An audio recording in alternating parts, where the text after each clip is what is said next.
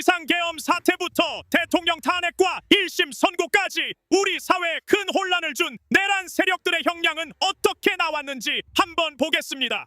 가 직위원에 의해서 내려졌는데 그 결과를 뭐 잠깐만 좀 정리를 해주시겠습니까? 윤석열은 무기징역이 선고가 됐고요. 김용현은 징역 30년, 그리고 노상호는 징역 18년, 조지호 전 경찰청장은 징역 12년, 김봉식 전 서울경찰청장 징역 10년, 목현태 전 국회 경비대장 징역 3년, 김용균 김용군 헌병대장하고요. 윤승영 국가수사본부 수사기획조정관은 각각 무죄가 선고가 됐습니다. 네. 직위원의 판결로 진보와 보수 양쪽 다 불만을 가지고 있는데요. 김용현 변호인단은 1심에서 30년이 구형되자 재판부가 헛소리했다고 비난하며 망한 사법부는 청소하는 일밖에 안 남았다며 막말을 쏟아내며 비난했습니다. 성공한 내란은 처벌 못하고 실패한 내란은 감형해주면 도대체 내란은 어떻게 제대로 처벌하자는 겁니까? 라고 직위원 재판부를 비난한 박주민 의원의 윤석열 선고에 관한 또 이야기를 들어보겠습니다. 24년 12월 3일 날 있었던 내란 행위의 이유나 동기는 따지지도 않았습니다. 네. 오로지 군대가 국회에 들어갔다는 것만 가지고 설시를 했고요. 3번 강조하더라고요. 네, 맞습니다. 그러면서 동시에 엄청나게 불합리한 이유로 형을 이제 무기징역으로 사형하기로 선택했는데 하나하나가 진짜 국민들을 열받게 만드는 것들이었는데 우선은 현장에서 무력 충돌이 없도록 윤석열이 애쓴 것처럼 판단했습니다. 아, 그게 정말 화가 많이 진짜 났어요. 황당하거든요. 네. 제가 현장에 있었을 뿐만 아니라 그 당시에 무수한 시민들이 두 눈으로 목격하고 몸으로 체감했던 게 사실 시민들이 막아서 그렇습니다. 그렇게 된 건데 그럼 시민들이 윤석열의 감형을 위해서 그때부터 애를 쓴 거냐? 그렇게 아유, 평가되는 그렇게 거냐? 말씀하시니까 더 열받네. 진짜 화가 나고 황당한 이유를 들어서 네. 무기징역을 선택했고 그다음에 공직생활을 오래 했다? 공직생활을 오래 했는데 쿠데타를 하면은 더 중하게 처벌돼야 돼요. 그렇죠. 그러니까 말이 안 되는 이유들을 겹겹이 들어서 네. 무기징역을 선택하는 모습을 보고 네. 야 이건 진짜 국민들이 가만히 앉아 있었으면 무죄라도 썼을 사람이다. 맞습니다. 이런 네. 느낌을 지울 수 없었습니다. 저도 같은 생각인데요. 아마 국민들의 관심이 없는 재판이었다면 직위원 판사는 윤석열 전 대통령을 무죄 선고했을 수도 있었던 것 같습니다. 직위원의 진짜 어처구니 없는 판결 내용을 들여다보면 고령이고 초범인 점, 공직 생활을 오래 한 점 등을 감형 사유로 이야기했는데 그런 관련 영상을 보시겠습니다. 아주 치밀하게 계획을 세운 것으로 보이지는 않습니다. 물리력의 행사를 최대한 자제시키려 했던 사정도 보입니다. 실탄 소지나 직접적인 물리력, 폭력을 행사한 예는 거의 찾아보기 어려웠습니다. 대부분의 계획이 실패로 돌아갔고 이 사건 범행 이전에 아무런 범죄 전력이 없고 장기간 공무원으로 봉직해왔으며 현재 65세의 비교적 고령입니다. 직위원의 이런 엉망진창 판결에 군인권센터는 내란범의 여지를 남긴 판결이라고 강하게 비판했습니다. 또 선고된 양형은 인정된 죄책에 비해 실망스럽다. 직위원 재판부는 오늘 판결 요지를 낭독하며 왜 내란죄가 우리 형법에서 단지 행위만으로도 법정 최고형을 선고할 수 있는 중한 범죄에 해당하는지 수차례 강조하면서도 정작 내란 수고의 윤석열에게는 내란 우두머리에게 적용되는 형량 중 낮은 것을 선택하여 선고하였다. 그러면서 감형 사유는 황당하게도 고령인 점 공직 생활을 오래 했으며 공직 생활 중 지은 범죄가 없고 초범인 점을 들었다며 말도 안 되는 감형 사유를 들었다고 비판했습니다. 직위원이가 왜 노상원 수첩에 적힌 내용들을 믿기 어렵다고 하면서 내란 혐의자 2명을 무죄로 선고한 이유와 내란의 동기를 싹 비틀어버린 꼼수를 쓴 직위원의 판결 내용들을 강성필 부대변인과 박주민 의원의 이야기를 들어보겠습니다.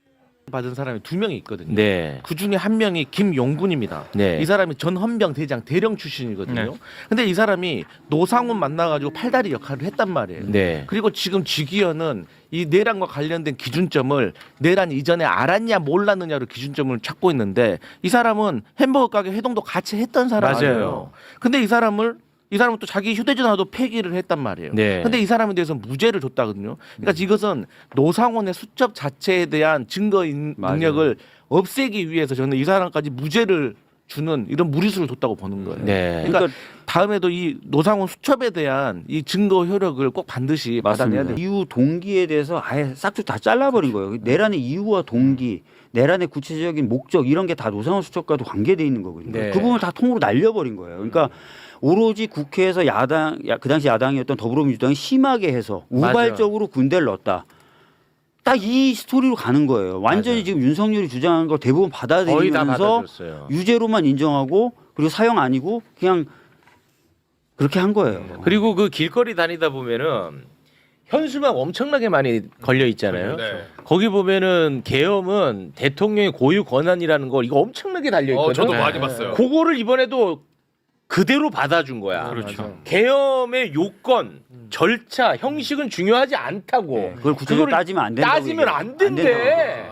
그 현수막 그대로 받아줬더라고요. 심지어 저는 진짜 가장 열받았던 표현 중에 하나가 성경책을 읽기 위해서 촛불을 훔치는 행위에 비유했어요. 아 맞아. 그것도. 이거는 뭔가 그 당시 국회로 좁혀놓은 그 상황 자체가 굉장히 불합리했다는 걸 인정하면서 그걸 맞아요. 뭔가 바로잡는 행위는 정당한 것으로 인정하면서 맞아.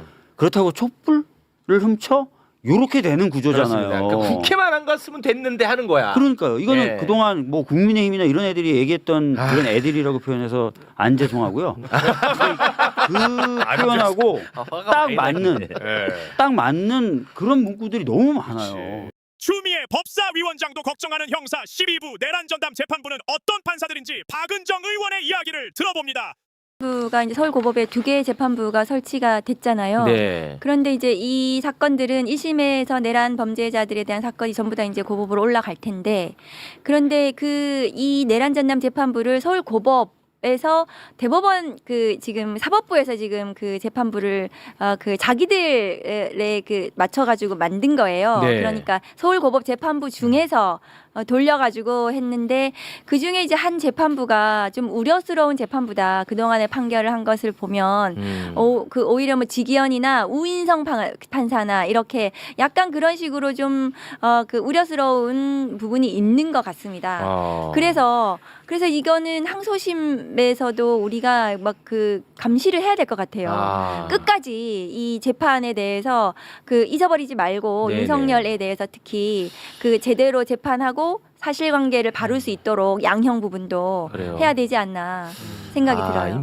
지규현 판사는 노상원 수첩을 아주 조잡한 연습장처럼 생각하면서 증거 능력이 없다고 했는데 봉지욱 기자가 말하는 노상원의 실체를 들어보겠습니다.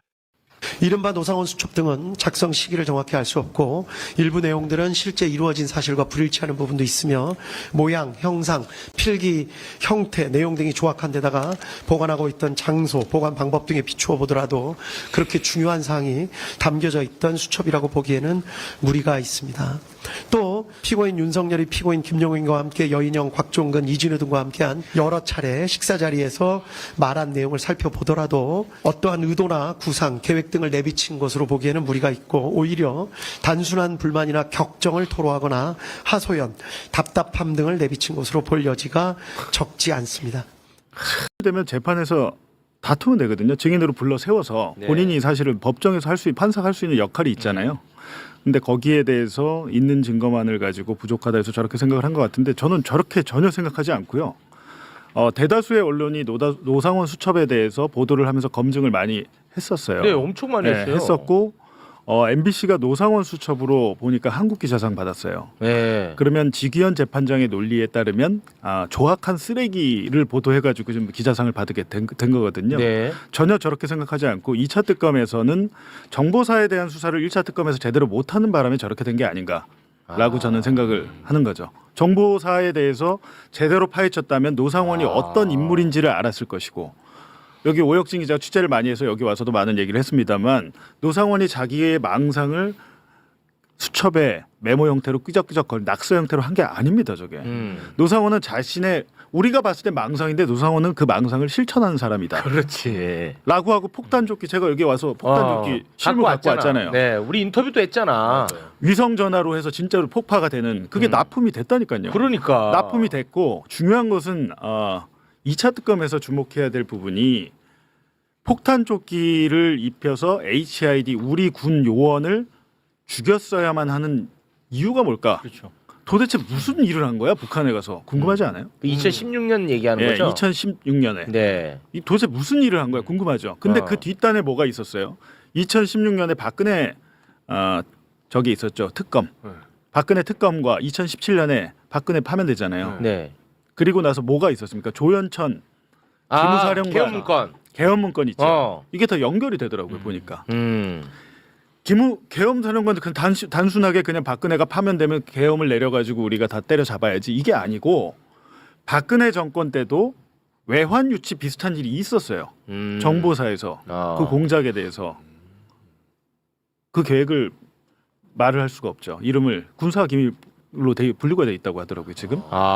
그 작전명을 알고 계세요? 작전명이 알고 그냥 계세요? 두 글자다. 땡땡 계획인데 그냥 노상원 계획이라고 치면 노상원이 정보사령관으로 있을 때 제가 전에 한번 말씀드렸잖아요. 목함지뢰 사건은 북한에서 이제 목함지뢰 나무 네. 상자에 지뢰를 넣어가지고 지뢰 탐지기가 이거 탐지를 못하니까 우리 군 병사 2명이 다리가 절단됐어요. 희생됐죠. 네. 난리가 났어요. 그렇습니다. 이거는 말도 안 되는 일인데 이거에 대해서 보복 작전을 실행을 했는데 정상적으로 쭉쭉쭉쭉 이게 지휘 체계가 아니고 당시에 김용현 국방부 작전본부장 그리고 노상원은 정보사령관이니까 정보본부장의 통제를 받아야 되고 보고를 거기다 해야 돼요.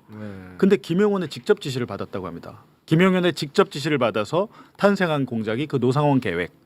노상원 계획이 실질적으로 실행이 됐다. 실행이 됐는데 우리가 생각하던 것 이상의 상상을 뛰어넘는 내용이다라는 건데 조만간 그 내용이 공개가 될 것 같습니다.